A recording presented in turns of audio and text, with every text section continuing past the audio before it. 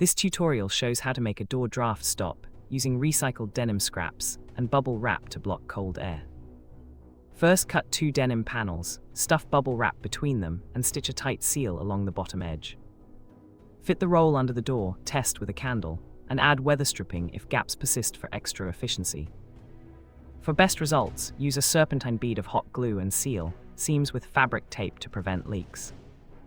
Benefits include lower energy bills, quieter rooms, and a small, stylish upcycle that proves sustainable fixes work.